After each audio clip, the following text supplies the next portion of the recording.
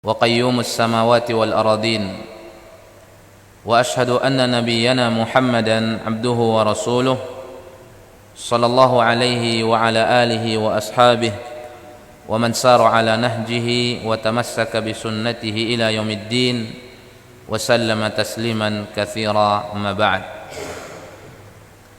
Kaum muslimin, kaum muslimat, hadirin hadirat yang dimuliakan oleh Allah Azza wa Jal, bersyukur kita kepada Allah Subhanahu wa Ta'ala atas limpahan nikmat karunia yang tiada henti-hentinya kita rasakan. Begitu banyak nikmat yang diberikan oleh Allah Jalla wa Ala kepada kita. Andaikan satu nikmat dicabut oleh Allah Subhanahu wa Ta'ala, maka kita tidak bisa melakukan aktivitas.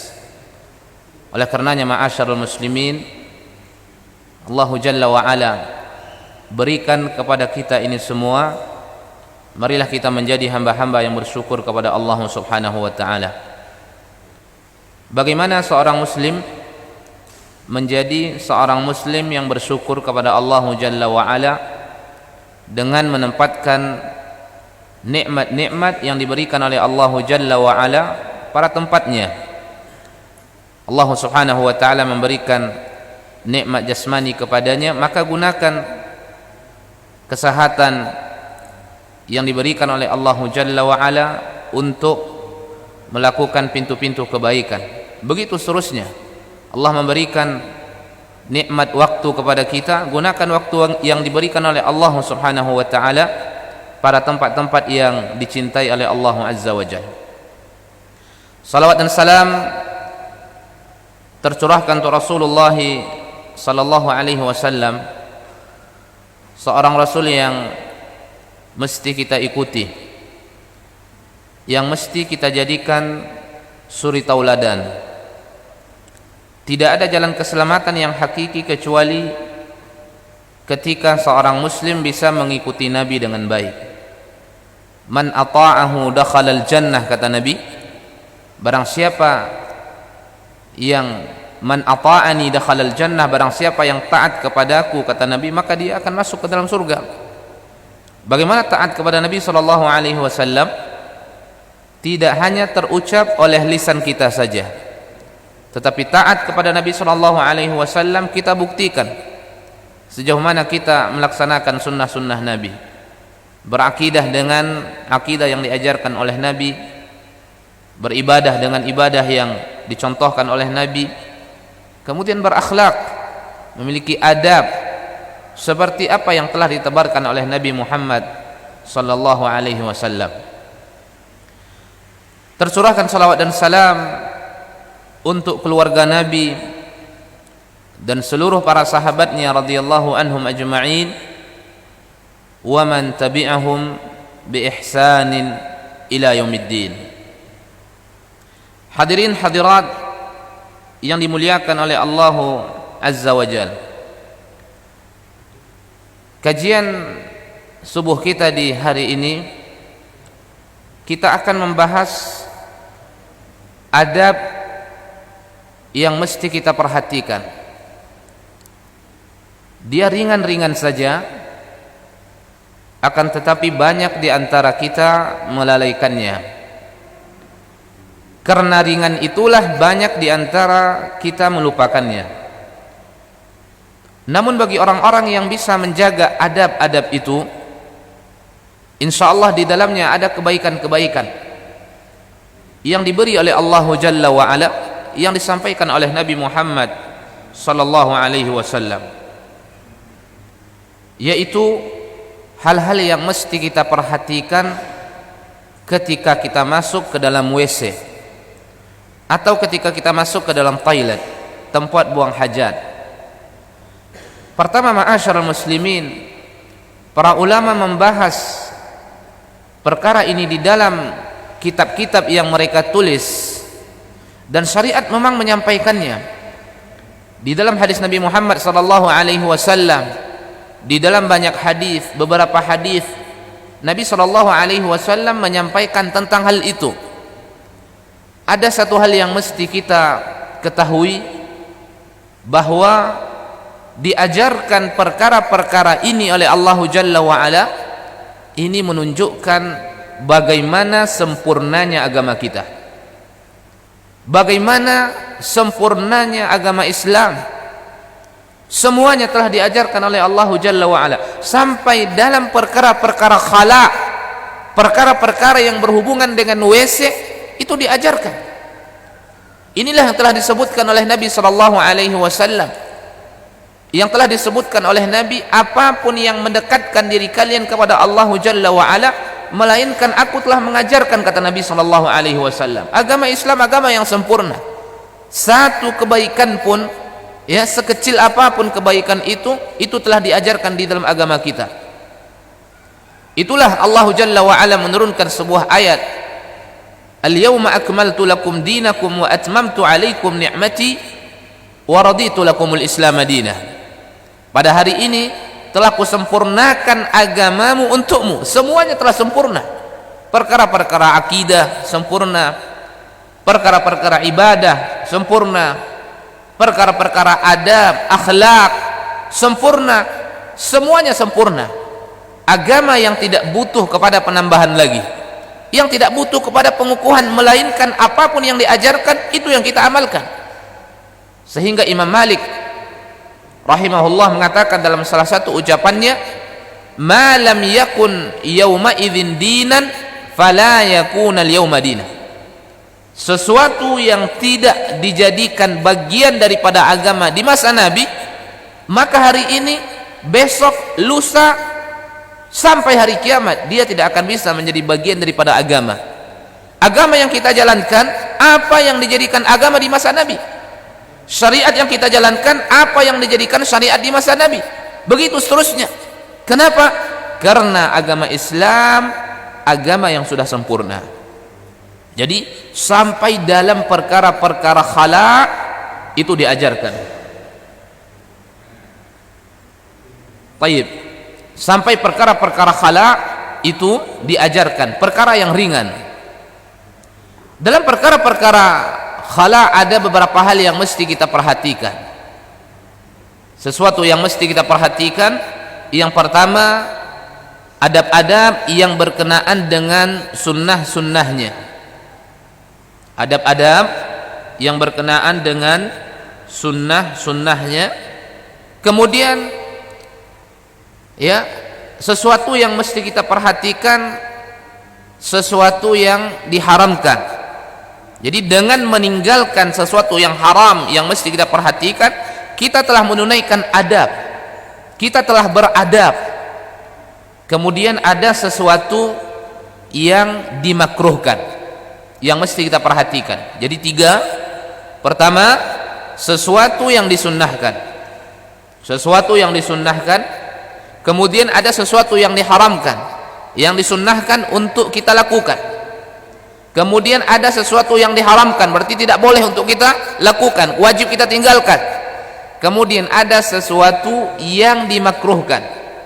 Sesuatu yang dimakruhkan sangat baik untuk ditinggalkan. Ketika seorang muslim meninggalkan, maka dia akan diberikan ganjaran pahala oleh Allah Jalla wa'ala, kendati pun tidak sampai Allah berikan dosa ketika dia melakukan, tapi dicintai bagi dia untuk meninggalkan sesuatu yang dimakruhkan di dalam syariat kita. Ma'asyiral ikhwah, perkara yang disunnahkan yang mesti kita perhatikan ketika kita masuk ke dalam WC, ini adab yang mulia yang mesti kita realisasikan. Kita sebutkan tadi, ini perkara yang ringan, maka ringan pula lah seseorang meninggalkannya, ringan pula lah seseorang mengabaikannya. Yang pertama adalah yusannu lidakhilil khala', disunnahkan bagi orang-orang yang ingin masuk ke dalam WC qaulu bismillah. Ini yang pertama. Ya, boleh sekarang kita tanya kepada diri kita, sering mengucapkan bismillahkah kita atau sering melupakan? Ini menunjukkan bahwa memang ringan untuk ditinggalkan, padahal dia ringan untuk dilakukan. Disunnahkan bagi orang-orang yang masuk ke dalam WC mengucapkan bismillah. Disunnahkan oleh Nabi SAW mengucapkan bismillah, bukan sudah masuk dia ke dalamnya, tidak, karena di dalamnya ada lafzul jalalah. Mengucapkan bismillah ketika dia hendak masuk, ketika dia hendak melangkahkan kakinya, maka ucapkan bismillah. Sunnah Nabi Muhammad SAW. Kemudian dia mengatakan bismillah, kemudian dia mengatakan Allahumma inni a'udzubika minal khubuthi wal khaba'ith. Ya, Allahumma inni a'udzubika minal khubuthi wal khaba'ith. Semua kita insyaallah sudah menghafal. Ya, mungkin dari kecil-kecil kita sudah menghafal ini, tapi sering terlupakan. Ini yang kita sebutkan tadi, manfaatnya, kebaikannya kembali kepada kita. Ucapan yang begitu ringan, bismillah, ya, bismillah, kemudian kita mengucapkan Allahumma inni a'udzubika minal khubuthi wal khaba'ith, meminta perlindungan kepada Allah Jalla wa Ala dari gangguan jin yang mengganggunya, baik yang jantan atau yang betinanya. Minal khubuthi wal khaba'ith. Kita tidak tahu ma'asyarul muslimin, ya, WC itu adalah tempat di situ banyak jin atau di situ banyak syaitan. Bisa seseorang melakukan sesuatu yang terlarang, bisa seseorang melakukan sesuatu yang tidak boleh dia lakukan, bisa seseorang melakukan sesuatu tanpa sengaja.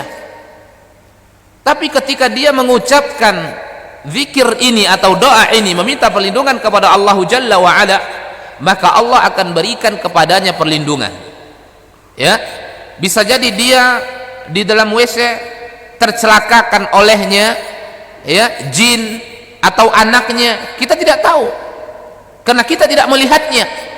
Namun ketika kita meminta perlindungan kepada Allah Jalla wa Ala, maka kita akan dijaga oleh Allah Subhanahu wa taala dari gangguan-gangguan tersebut. Ya, dan ini efeknya ketika ditinggalkan bisa memudaratkan kita. Naudzubillah. Jadi manfaatnya kembali kepada kita. Kita akan dijaga oleh Allah Jalla wa Ala ketika ditinggalkan zikir ini, doa ini, maka mudaratnya bisa tertimpa kepada seseorang. Maka yang pertama adalah mengucapkan bismillah, kemudian dia membaca zikir yang diajarkan oleh Nabi sallallahu alaihi wasallam, Allahumma inni a'udzubika minal khubuthi wal khaba'ith. Kemudian ketika dia keluar selesai dari qada'ul hajah, jadi ketika masuk dia mengucapkan Allahumma inni a'udzubika minal khubuthi wal khaba'ith. Kemudian ketika selesai dari qada'ul hajah, dia mengatakan, mengucapkan zikir ghufranaka, ya Allah, aku mengharapkan ampunanmu, berikan kepadaku ampunanmu ya Allah. Dia meminta ampunan kepada Allah Jalla wa Ala. Kenapa demikian? Bisa jadi ada sesuatu yang terlarang yang dia lakukan di dalam WC, sesuatu yang dia melakukannya bisa jadi tanpa sepengetahuan dia, ternyata tercelakakan olehnya jin. Jadi dia mengucapkan at-ta'awudz kepada Allah Jalla wa Ala, dia berta'awudz kepada Allah Subhanahu wa taala, meminta perlindungan kepada Allah Jalla wa Ala, ya, dari gangguan-gangguan yang ada di dalamnya. Kemudian ketika dia melakukan sesuatu yang terlarang dan bisa jadi tanpa sepengetahuan dia, tercelakakan oleh dia apa yang ada di situ misalnya, maka dia meminta ampunan kepada Allah Jalla wa Ala dengan mengucapkan ghufranaka. Mengucapkan ghufranaka lebih ringan daripada mengucapkan Allahumma inni a'udzubika minal khubuthi wal khaba'ith. Tetapi betapa banyak juga seseorang meninggalkan mengucapkan ghufranaka, ya, mengucapkan ghufranaka, padahal manfaatnya luar biasa. Ghufranaka artinya adalah talabul maghfirah. Seseorang itu meminta ampunan kepada Allah Jalla wa Ala. Seorang itu meminta ampunan kepada Allah Jalla wa Ala. Kemudian hal yang mesti dia perhatikan atau dicintai untuk dia lakukan, mendahulukan kaki kiri ketika dia masuk. Mendahulukan kaki kiri ketika dia masuk. Nanti hadis-hadisnya akan kita sebutkan tentang adab-adab itu. Mendahulukan kaki kiri ketika dia masuk. Ketika dia mengucapkan bismillah, Allahumma inni a'udzubika minal khubuthi wal khaba'ith, kemudian dia melangkah dengan melangkahkan kaki kiri ke dalam WC. Ya. Betapa banyak juga sebagian kaum muslimin tidak terpikirkan oleh dia, akankah yang dia langkahkan ini kaki kanan atau kaki kiri, tanpa dia sadari. Padahal kalau sekiranya dia mengamalkan ini sunnah, dia mendapatkan pahala dan kebaikannya kembali kepadanya. Tidak sekedar pahala saja, tapi kebaikannya kembali kepada dia. Ketika dia mengatakan bismillah, dia mendapatkan kebaikan. Ketika dia mengatakan Allahumma inni a'udzubika minal khubuthi wal khaba'ith, dia mendapatkan kebaikan. Kemudian ketika dia melangkahkan kakinya, dia mendapatkan kebaikan. Kemudian sesuatu penjagaan dia dapatkan, karena fungsi daripada zikir doa adalah sebagai hisnun lil muslim, sebagai perisai penjagaan bagi seorang muslim, ya, bagi seorang muslim. Jadi manfaat zikir itu, apa ibu-ibu yang saya muliakan, itu menjaga seorang muslim itu. Syekhul Islam Ibn Taimiyah rahimahullah pernah disebutkan oleh muridnya, perkataan Syekhul Islam disebutkan di dalam kitab Al-Wabilus Thayyib oleh Ibnul Qayyim rahimahullah, ya, tentang perkataan Syekhul Islam. Apa kata beliau? Jika sekiranya dalam satu hari itu saya kurang berzikir kepada Allah Subhanahu wa taala, maka kekuatan badan saya itu melemah. Kekuatan badan saya itu melemah. Maka terkadang kita perhatikan orang yang sudah tua, orang yang sudah tua tetapi ibadahnya kuat, berdiri salatnya itu kuat, rukuknya lama, sujudnya lama, bacaan ayatnya panjang, lama dia ikuti. Itu salah satu sebabnya zikir yang selalu hadir di dalam jiwanya.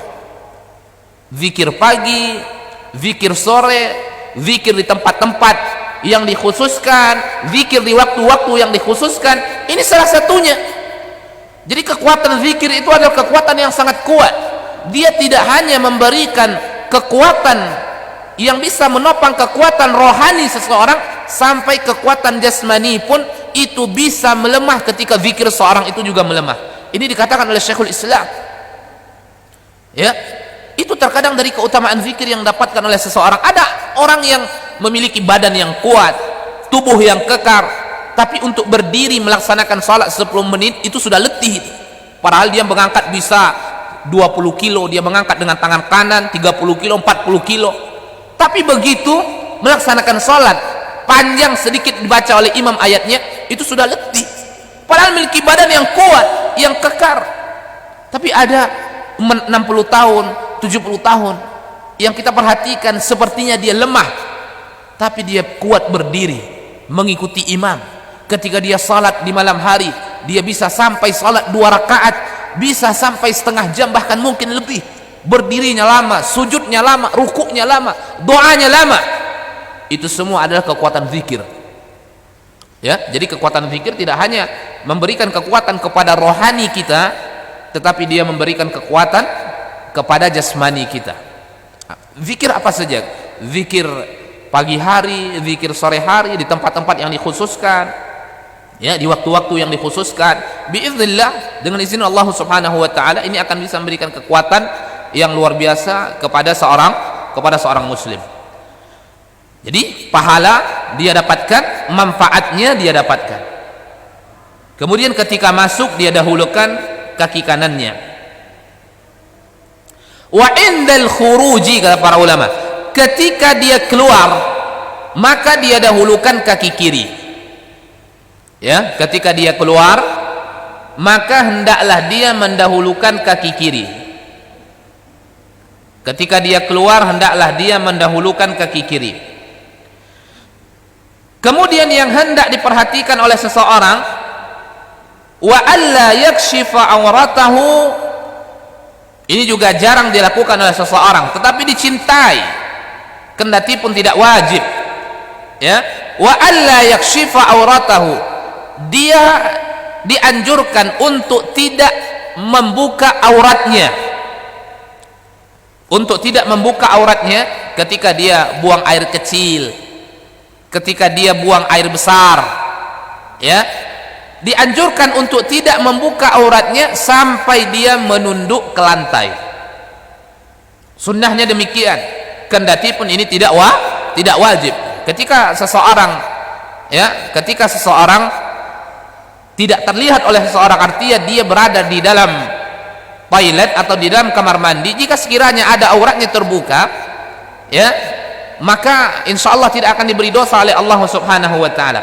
Tetapi ketika dia bisa menjaga auratnya sampai di dalam WC, artinya dia membuka auratnya sesuai dengan kebutuhan dirinya, ya, yang dibutuhkan dari dirinya untuk membuka apa. Misalnya dari pusat ke bawah, misalnya dia tidak misalnya waktu membukanya kapan, kebutuhan membukanya ketika dia hendak membuang air kecil, maka sebelum itu dia tidak membukanya, artinya dia membuka sesuai dengan kebutuhannya. Maka disebut di sini wa alla yakshifa, dia dianjurkan untuk tidak wajib dia, tapi dianjurkan untuk tidak membuka auratnya sampai dia menunduk ke tanah, sampai dia menunduk ke lantai. Artinya kapan dia membutuhkan untuk membuka auratnya, dengannya dia bisa buang air kecil, buang air besar, maka ketika itulah dia lakukan. Ketika itu dia lakukan. Apa contohnya? Masuk ke dalam WC, misalnya dia ingin gundar gigi dulu, gosok gigi dulu, artinya dia belum butuh untuk membuka auratnya, maka jangan dibuka. Maka jangan dibuka, kendati pun tidak berdosa karena orang tidak ada, tapi kesempurnaan rasa malu dia, ma'asyiral ikhwah, di dalamnya bisa dilihat oleh jin, ya, yang jantan atau betina, lalu dia tidak membuka itu, dan itu dicintai karena belum dibutuhkan untuk membukanya, karena dia masih gundar gigi atau gosok gigi, atau dia mungkin ingin masih menipiskan kumisnya, ya, atau apapun yang dia lakukan yang tidak membutuhkan untuk membuka auratnya atau mengangkat pakaiannya, maka jangan dilakukan, kendati pun tidak haram. Tapi inilah kesempurnaan rasa malu seorang muslim. Ini sunnah untuk dilakukan, gitu. Ya, tidak membukanya aurat itu sampai dia menunduk. Jadi ketika dia menunduk, ya, ke WC itu, kemudian dia mengangkat pakaiannya, dia mengangkat sarungnya yang sebelumnya mungkin dia telah membuka celana dalamnya. Jadi begini yang mesti diperhatikan oleh seorang muslim, kendati pun tidak wajib, tetapi ini sesuatu yang disunnahkan. Semakin banyak seorang muslim melakukan sunnah-sunnah Nabi, bapak-bapak, ibu-ibu yang saya muliakan, semakin banyak penerapan sunnah Nabi yang kita lakukan, maka semakin cintalah kita kepada Nabi Muhammad SAW. Sampai perkara-perkara yang ringan seperti ini termasuk pembuktian cinta kita kepada Nabi. Ya, jadi kalau sunnah-sunnah yang ringan saja itu masih kita tinggalkan, bagaimana dengan sunnah-sunnah yang ada tentangannya? Ya, bagaimana dengan sunnah-sunnah yang mungkin ada tentangan dari orang, cemeh orang, hinaan orang, cibir orang, itu lebih nggak terlaksana lagi.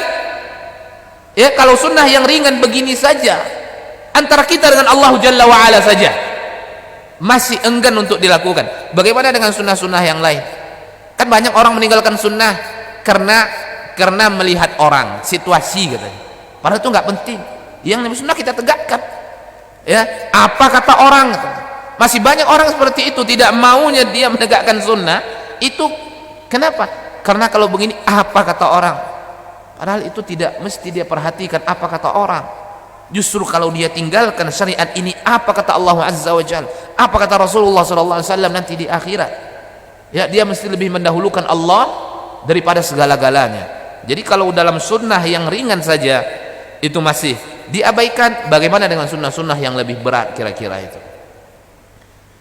Jadi mengucapkan bismillah, Allahumma inni a'udzubika minal khubuthi wal khaba'ith, mendahulukan kaki kiri ketika keluar, ya, ghufranaka, kemudian mendahulukan kaki kanan, mendahulukan kaki kanan. Nabi mengatakan dalam sebuah hadis, anna nabiyya sallallahu alaihi wasallam yu'jibuhu tayammun, kata Aisyah, hadis Aisyah radhiyallahu anha wa ardhaha, Nabi itu mencintai yang kanan tapi dalam perkara yang baik. Ya, masuk ke dalam WC, kita sebutkan WC itu tempatnya, ya, tempatnya tidak ada yang menyukainya, sebersih apapun yang namanya WC tetap WC. Maka didahulukan kaki kiri karena itu adalah sesuatu yang tidak bersih. Jadi sebersih apapun itu WC, yang namanya WC tempat buang air, tempat membuang kotoran, tempat membuang najis, maka didahulukan kaki kiri. Begitu keluar, berarti keluar dari tempat pembuangan najis, maka dahulukan kaki kanan. Anna nabiyya sallallahu alaihi wasallam yu'jibuhu tayammun, mencintai perkara yang kanan tetapi dalam perkara-perkara yang baik, dalam perkara yang baik. Kemudian di antara perkara yang dicintai ketika seseorang itu buang air di tempat yang terbuka.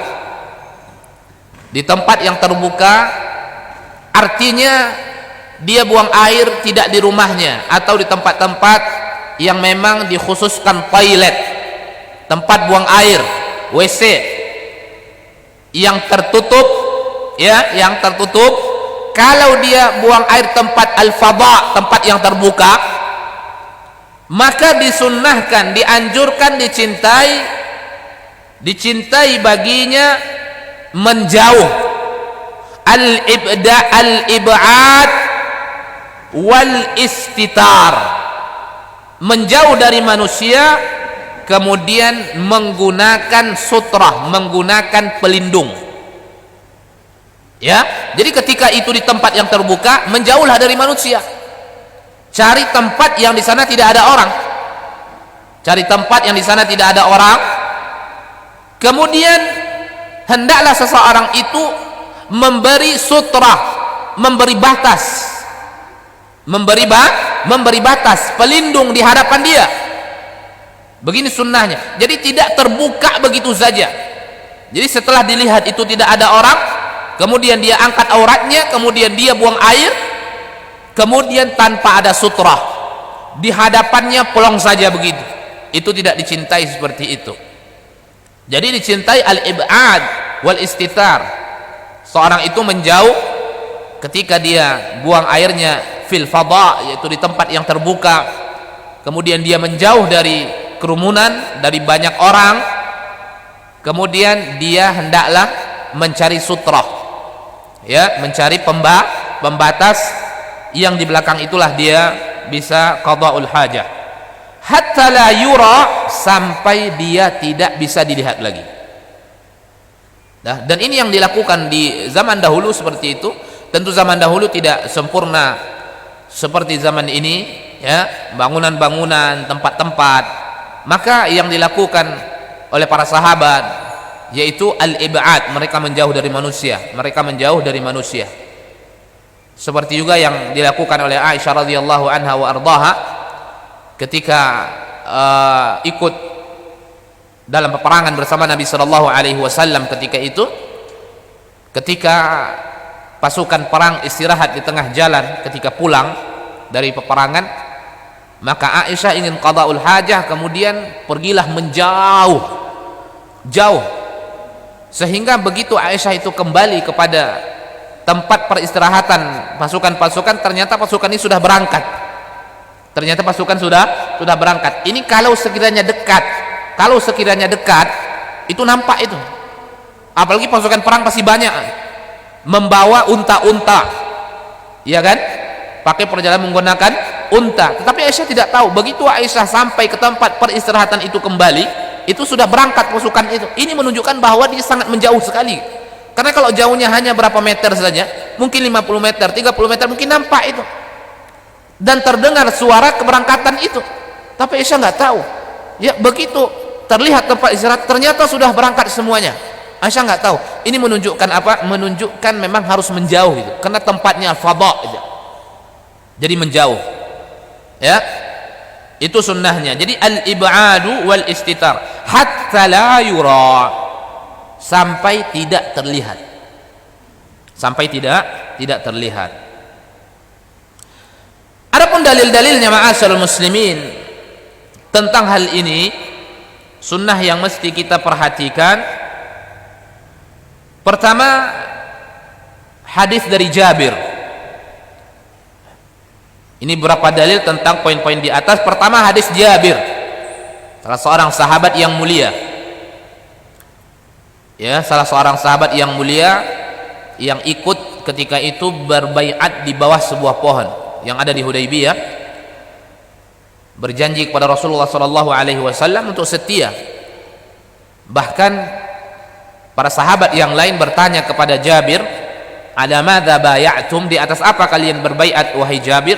Jabir mengatakan, "Alal maut," di atas kematian. Artinya apapun tantangannya, ketika mereka di dalam agama Islam itu, apapun tantangannya, kendati mati sekalipun, maka mereka akan tetap berada di atas agama yang hanif. Mereka tidak akan mundur. Dan ini memang dilakukan oleh sahabat-sahabat Nabi SAW. Jadi Jabir adalah sahabat yang mulia, yang sering namanya disebutkan, yang ikut melakukan baiat di bawah sebuah pohon yang Allah abadikan dalam Al-Quran, yang Allah ridho kepada mereka. Allah tahu apa yang ada di dalam hati mereka, akan Allah berikan mereka kemenangan. Dengan menangnya mereka ketika itu menaklukkan kota Khaybar, wa athabahum fathan qariba, kata Allah, akan Allah berikan kepada mereka kemenangan yang dekat. Yang tidak lama setelah itu mereka menaklukkan kota Khaybar. Jabir mengatakan,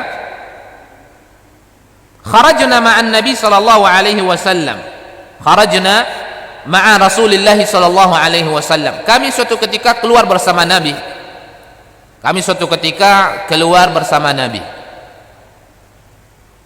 Artinya dalam perjalanan. Wa kana Rasulullah sallallahu alaihi wasallam la ya'til baraz. Adalah Nabi sallallahu alaihi wasallam ketika datang kepadanya ingin qada'ul hajah, ingin buang air, tidaklah datang kepada Nabi ya keinginan untuk buang air hatta yataghayyaba fala yughra, sampai Nabi itu menghilang dan tidak terlihat. Sampai Nabi itu menghilang dan tidak terlihat, artinya dicari tempat yang memang betul-betul tidak akan terlihat oleh orang. Inilah kesempurnaan rasa malu seorang muslim yang diberikan contoh oleh baginda yang mulia alaihi salatu wassalam.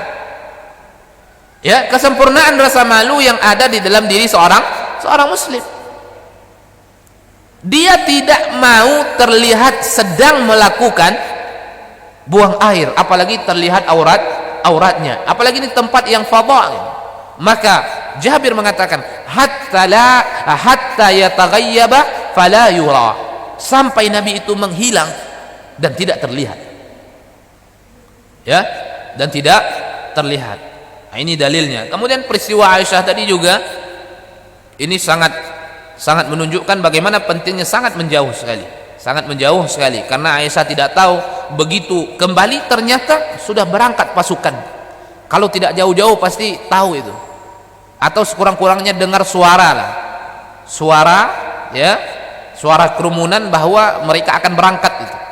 Yang mungkin mereka duduk kemudian berdiri pasti bersuara, kemudian untanya duduk kemudian berdiri ingin berangkat lagi pasti bersuara, tapi nggak dengar. Ini menunjukkan, ini bertanda bahwa sangat jauh. Dan ini juga yang dilakukan oleh Nabi sallallahu alaihi wasallam. Hatta yataghayyaba, kata Jabir, hatta la yura, sampai Nabi itu menghilang, ya, dan tidak terlihat.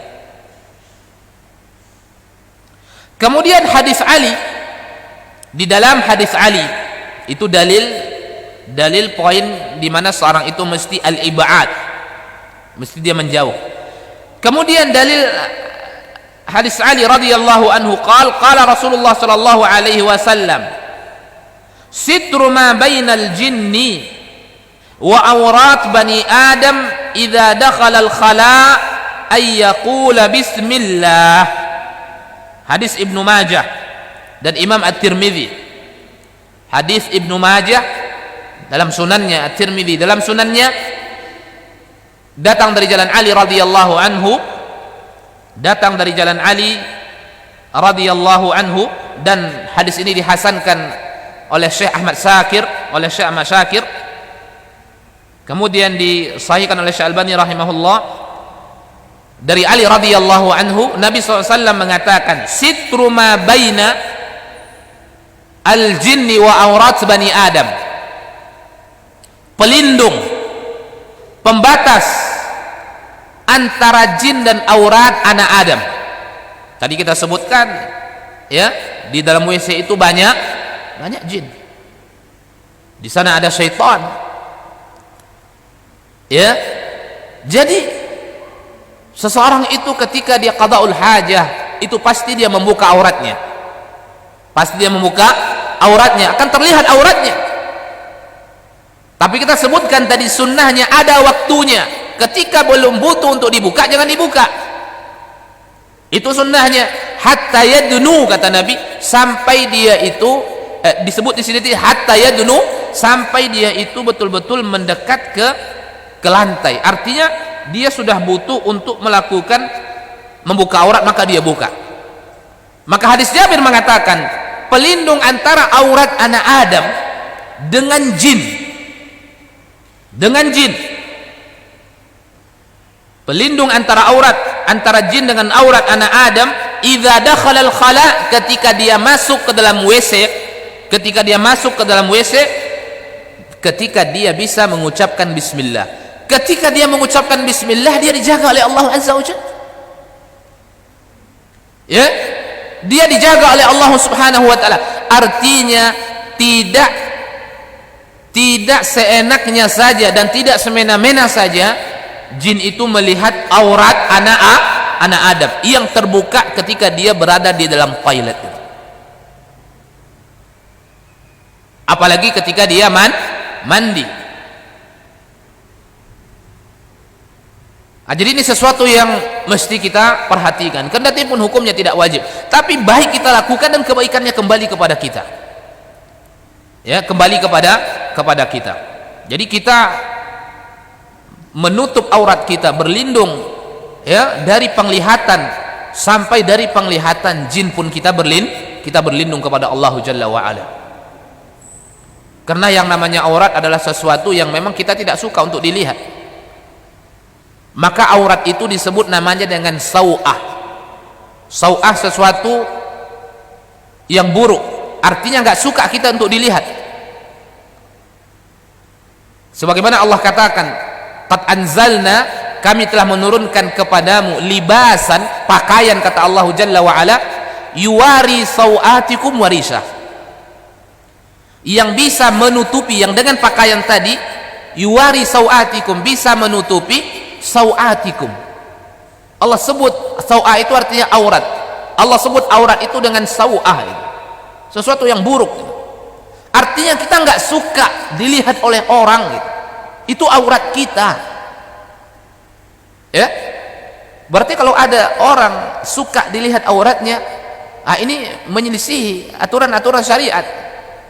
Seharusnya itu sudah timbul sebuah fitrah di dalam diri kita, kita nggak suka untuk dilihat. Karena Allah sebut aurat itu dengan sau'ah. Tapi sebagian orang menyimpang dalam hal ini, dia seenaknya saja untuk memperlihatkan auratnya kepada orang lain. Pada asalnya ma'asyal ikhwah, ketika dia mempelajari syariat dengan baik, dia nggak suka. Karena aurat itu disebutkan oleh Allah Jalla wa Ala dengan sau'ah. Kami telah menurunkan pakaian kepada kalian, kata Allah Jalla wa Ala, yuwari sau'atikum warisha wa libasut taqwa dzalika khair. Maka bagaimana kita cara melindunginya? Kalau dari orang kita sudah terlindung itu, kita tutup pintu WC, sudah. Di dalamnya masih ada makhluk yang juga bisa melihat aurat kita yang kita nggak suka dilihat tadi. Makanya kita tutup, kita berpakaian, kita pakai celana. Bagaimana caranya agar tidak terlihat juga, agar dilindungi juga? Maka dengan mengucapkan bismillah. Sitru ma bainal jin wa aurat bani Adam, kata Rasulullah SAW dalam hadis Ali yang dihasankan oleh Ahmad Syakir dan disahihkan oleh Syekh Albani rahimahullah, yang datang dari Ali radhiyallahu anhu, ayyaqula bismillah, dia mengucapkan bismillah.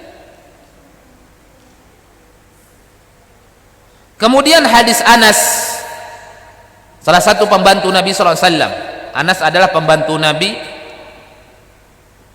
lebih kurang 10 tahun Anas itu membantu Nabi, menjadi pembantu, menjadi pelayan Nabi, baik ketika Nabi mukim di kota Madinah atau ketika Nabi melakukan safar keluar, Anas ikut. Masih kecil ketika Nabi meninggal itu, Anas itu masih berumur belasan tahun. Anas itu masih berumur belasan tahun. Ketika itu Abu Talha menawarkan kepada Nabi SAW, ya, anak istrinya, artinya Anas ini adalah anak tirinya, untuk dijadikan pelayan Nabi Muhammad SAW, membantu Nabi SAW. Ya Rasulullah, engkau jadikan Anas ini sebagai pembantumu, dia akan membantumu, ya, pada kebutuhan-kebutuhanmu ya Rasulullah. Dan Anas itu orang pintar, dia cekatan anak-anak tapi pintar. Akhirnya dijadikanlah pembantu oleh Nabi, sehingga Anas ini juga banyak meriwayatkan hadis dari Nabi SAW, menyebutkan bagaimana akhlak Nabi, bagaimana etika Nabi sangat sempurna, kesempurnaan didapatkan oleh Nabi SAW. Makanya Allah mengatakan, wa innaka la'ala khuluqin adzim, sesungguhnya kamu wahai Muhammad berada di atas akhlak yang agung, dipuji oleh Allah Jalla wa Ala. Dan Aisyah mengatakan, kana khuluquhul Quran, adalah akhlak Nabi itu Al-Quran. Hadis ini datang dari Anas. Apa kata Anas? Kana Nabi sallallahu alaihi wasallam, adalah Nabi sallallahu alaihi wasallam, idza dakhala al-khala, ketika Nabi masuk ke dalam WC, idza dakhala al-khala, qala, Nabi mengatakan, Allahumma inni a'udzubika minal khubuthi wal khaba'ith. Jadi doa yang kita anjurkan di awal tadi, ya, itu adalah dilakukan oleh Nabi sallallahu alaihi wasallam. Nabi yang melakukan. Dan ini bentuk daripada ittiba. Sampai pada sekecil ini kita ittiba kepada Nabi. Semakin banyak seseorang mengikuti Nabi SAW, maka semakin terbukti kecintaannya kepada Rasulullah SAW.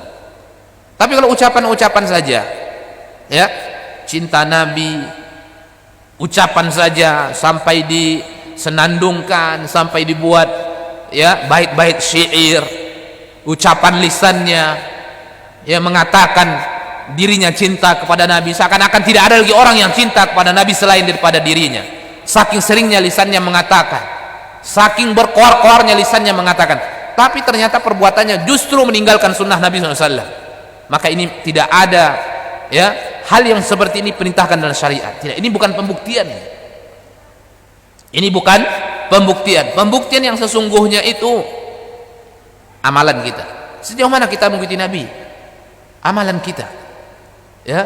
Tapi kalau berkoar-koar tapi amalannya tidak mencontoh Nabi dalam berpakaian misalnya, ya, dalam berpenampilan, dalam hal itu saja, ya, tidak mencontoh kepada Nabi, itu bagaimana dikatakan cinta kepada Nabi?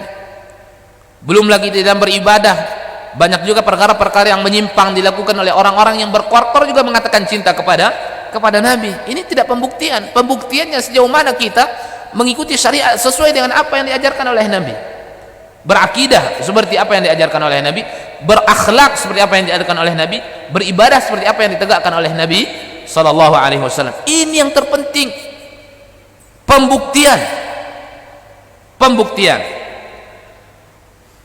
Jadi Anas mengatakan ketika masuk ke dalam khala mengucapkan ini, Allahumma inni a'udzubika minal khubuthi wal khaba'ith. Kemudian hadis Ibnu Umar,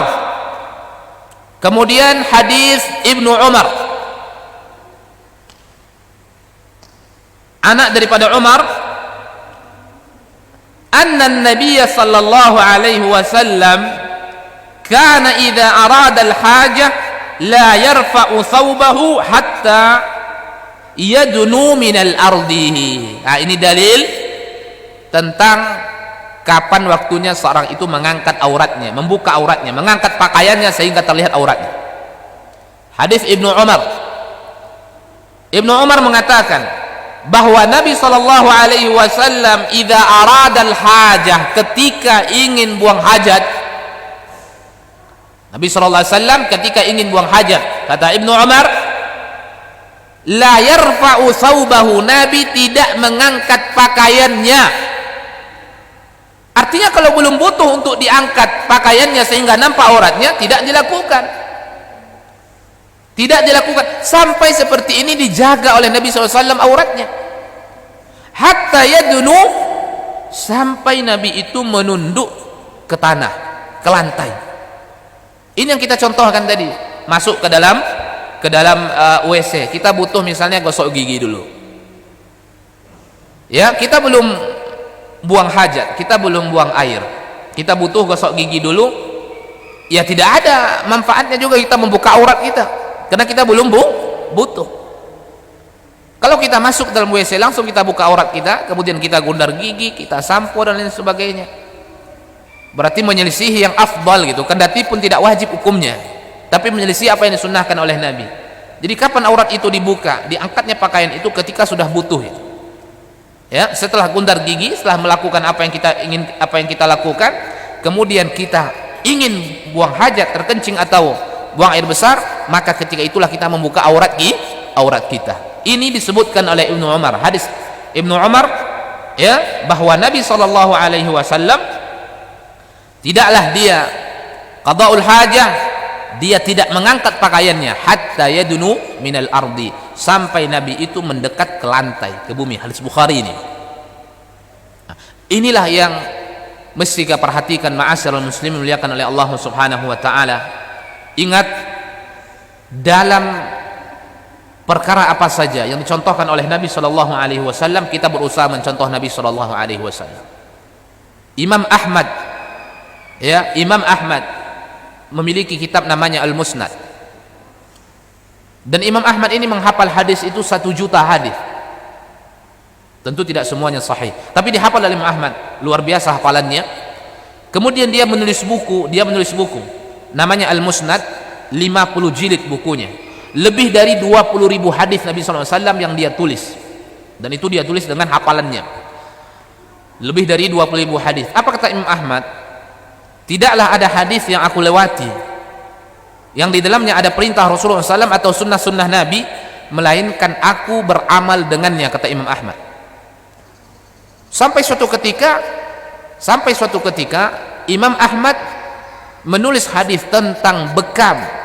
Pernah Nabi berbekam dan Nabi memberikan upah kepada orang bekam ini, ya, saya lupa berapa diberikan oleh Nabi. Disebutkan oleh Imam Ahmad, saya ketika itu pun berbekam dan membayar seperti apa yang telah dibayar oleh Nabi Muhammad sallallahu alaihi wasallam.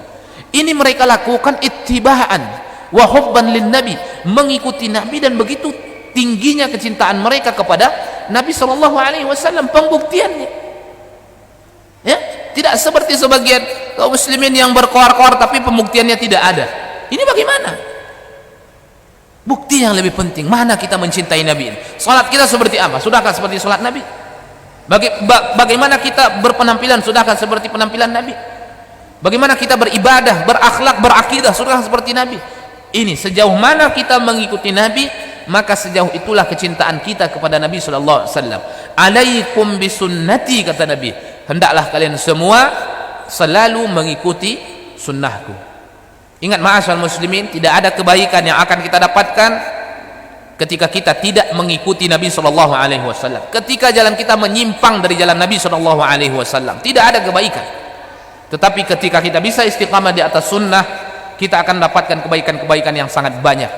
Hidup di akhir zaman, ya, hidup di akhir zaman, ma'asyal ikhwah, sangat kita butuhkan istiqamah di atas sunnah-sunnah Nabi Muhammad sallallahu alaihi wasallam. Ini yang bisa kita sampaikan di pagi hari ini. Insyaallah kita lanjutkan di pertemuan yang akan datang, mudah-mudahan bermanfaat. Assalamualaikum warahmatullahi wabarakatuh.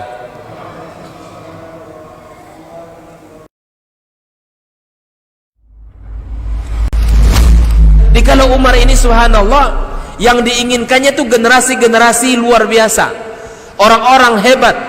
Lalu kemudian apa yang dilakukan oleh Umar? Fa asta'miluhum fi ta'atillah, aku gunakan mereka ini di dalam ketaatan kepada Ketika kaum Allah. muslimin itu memiliki penyakit namanya wahan, yaitu hubbud dunya wa karahiyatul maut, cinta dunia dan takut akan kematian. Lalu Nabi menjawab dengan yang lebih penting. Apa itu? Madza a'adatta laha, apa yang engkau siapkan untuk kiamat itu. bin Sulaiman tadi, inti yang bisa kita ambil apa? Solehkan diri kita. Solehkan diri kita sebelum mencari rezeki. Karena kalau kita tidak soleh, kalau kita tidak bertakwa kepada Allah Subhanahu wa ta'ala dalam mencari rezeki itu akan terasa sulit.